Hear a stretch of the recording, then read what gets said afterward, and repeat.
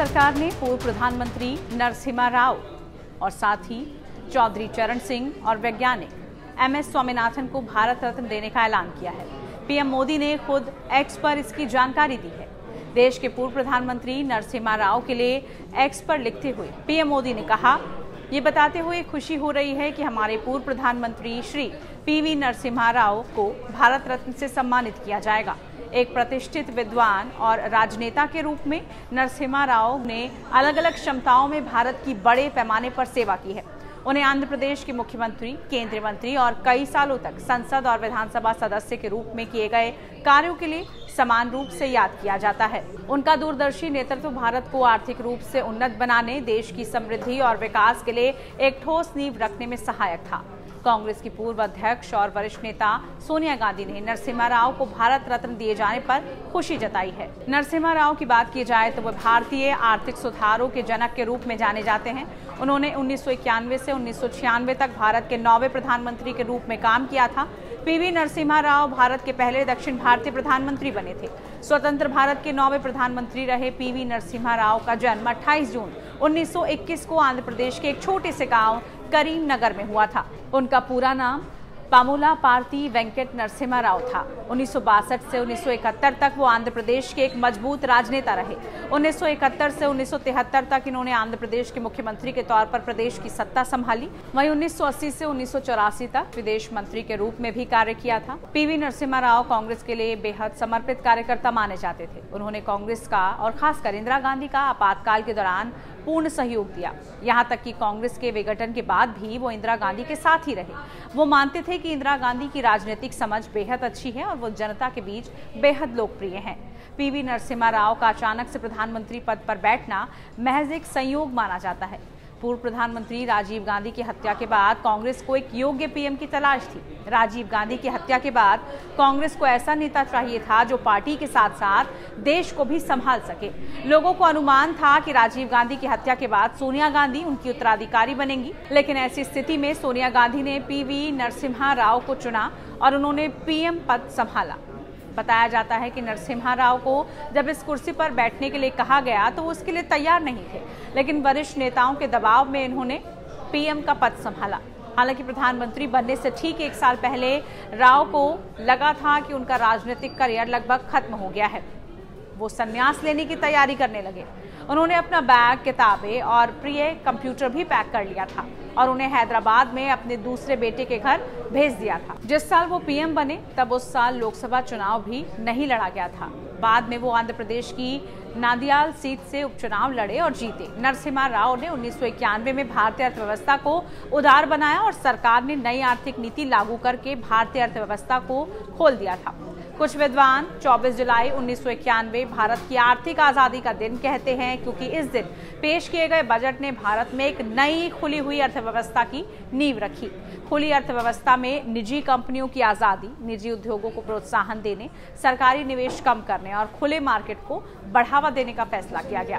इस महत्वपूर्ण बजट को आधुनिक भारत के इतिहास में सबसे बड़ी घटनाओं में से एक माना जाता है। इसका श्रेय उस समय के प्रधानमंत्री नरसिंह राव और उनके वित्त मंत्री डॉक्टर मनमोहन सिंह की जोड़ी को ही दिया जाता है। इस ऐतिहासिक बजट की कहानी किस तरह लिखी गई थी, इसके पीछे भी एक कहानी है। नरसिम्हा राव के PM बनने के बाद 20 जून 1991 की एक शाम कैबिनेट सचिव नरेश चंद्रा राव से मिलने आए थे और उन्हें 8 पेज का एक टॉप सीक्रेट नोट दिया। इस नोट में लिखा था कि प्रधानमंत्री को तुरंत किन कामों को करना चाहिए। राव ज्यों-ज्यों वो नोट पढ़ रहे थे, उनके चेहरे का रंग बदल रहा था और आखिरकार उनके पैरों तले की जमीन निकल गई। उन्होंने हैरान होकर पूछा, क्या भारत की आर्थिक हालात इतने खराब हैं? नरेश चंद्रा का जवाब था, नहीं सर, वास्तव में इससे भी ज्यादा। भारत की विदेशी मुद्रा भंडार की हालत ये थी कि वो अगस्त 1990 आते आते हमारे पास महज 3 अरब 11 करोड़ डॉलर रह गया। जनवरी 1991 में भारत के पास मात्र 89 करोड़ डॉलर की विदेशी मुद्रा रह गई थी। आसान शब्दों में कहा जाए तो भारत के पास 2 सप्ताह के आयात के लिए ही विदेशी मुद्रा बची थी। ये सुनने के बाद तो मानो राव गश खाकर गिरने वाले थे। ऐसा लगा मानो प्रधानमंत्री के रूप में एक बदहाल देश का कांटों भरा ताज उन्हें पहनाया गया हो। हालांकि इसकी मुख्य वजह यह थी कि 1990 में खाड़ी युद्ध के कारण तेल की कीमतों में तिगुनी वृद्धि हो गई थी। दूसरी तरफ कुवैत पर इराक के हमले की वजह से भारत को अपने हजारों मजदूरों को वापस भारत लाना पड़ा था। नतीजा ये हुआ कि वो जो विदेशी मुद्रा भारत भेज रहे थे वो पूरी तरह से रुक गई थी। इसलिए देश के बाद विदेशी मुद्रा भंडार बेहद कम हो गया था। तब भारत में भी राजनीतिक अस्थिरता थी और मंडल आयोग की सिफारिशों को लेकर जन आक्रोश उभरा हुआ था। इससे भी अर्थव्यवस्था को तगड़ी चोट पहुंची थी। ऐसे हालात में नरसिम्हा राव को कोई ऐसा फैसला लेना ही था जो स्थिति से तत्काल बदलाव ला पाए। उन्होंने अर्थशास्त्री मनमोहन सिंह को वित्त मंत्री बनाया, लेकिन शपथ लेने से पहले नरसिम्हा राव ने मनमोहन सिंह के सामने एक शर्त रख दी थी और कहा, मैं आपको काम करने की पूरी आजादी दूंगा। अगर हमारी नीतियां सफल होती हैं तो हम सब उसका श्रेय लेंगे, लेकिन अगर हम असफल होते हैं तो आपको जाना पड़ेगा। लेकिन 24 जुलाई 1991 को इस जोड़ी ने जो किया वो इतिहास बन गया। दूसरी तरफ कहा जाता है कि नरसिम्हा राव देश की उम्मीदों पर खरे उतरे, लेकिन प्रधानमंत्री बनने के बाद सोनिया गांधी और उनके रिश्ते ठीक नहीं रहे। ऐसा कहा जाता है कि सोनिया गांधी को राव से जैसी उम्मीदें थी वो उन पर खरे नहीं उतर पाए और दोनों के बीच नाराजगी बढ़ गई थी। पीवी नरसिम्हा राव का प्रधानमंत्री बनना आश्चर्यजनक रहा, लेकिन उससे भी ज्यादा अविश्वसनीय था उन पर लगे आरोप। पीवी नरसिम्हा राव को हवाला और भ्रष्टाचार का आरोप झेलना पड़ा। इंदिरा गांधी की हत्या के पश्चात दिल्ली में दंगे भड़के, उसके लिए पीवी नरसिम्हा राव की चुप्पी को दोषी माना गया था। उसकी उदासीनता बड़ी वजह रही। उस वक्त वो देश के गृह मंत्री थे। बाबरी मस्जिद गिराए जाने पर उन पर असफल पीएम के आरोप लगे। राजनीति से संन्यास लेने के बाद वो पूर्ण रूप से साहित्य में लिप्त हो गए थे। प्रधानमंत्री का सफर उनका काफी उतार चढ़ाव भरा रहा। भाषा पर अच्छी पकड़ होने से हिंदी साहित्य का अंग्रेजी और अंग्रेजी साहित्य का हिंदी में अनुवाद किया। पीवी नरसिम्हा राव को संगीत, सिनेमा और थिएटर बहुत पसंद था।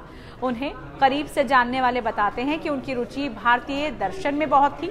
वो तेलुगु में राजनीतिक टिप्पणियां लिखा करते थे और हिंदी में कविताएं लिखने में भी उनकी रुचि थी। उन्हें भाषाओं में अधिक रुचि थी। वो अपनी बोलचाल में अलग अलग भाषाओं का प्रयोग करते थे। 23 दिसंबर 2004 को नरसिम्हा राव का निधन हो गया था। कहा जा रहा है कि उन्हें भारत रत्न देकर केंद्र सरकार ने उनके योगदान का सम्मान किया है। दूसरी तरफ इसे दक्षिण भारत में बीजेपी का जनाधार बढ़ाने के लिए लिया गया कदम भी बताया जा रहा है। लेकिन इस मौके पर लोगों को इस बात की याद तो आ ही गई है कि नरसिम्हा राव की आर्थिक नीतियों ने देश की दिशा और दशा ही बदल डाली थी। आपको ये वीडियो कैसी लगी जरूर बताइए। साथ ही इस वीडियो को आप लाइक कर सकते हैं, शेयर कर सकते हैं और आप देखते रहिए टाइम्स नाउ भारत डिजिटल। नमस्कार।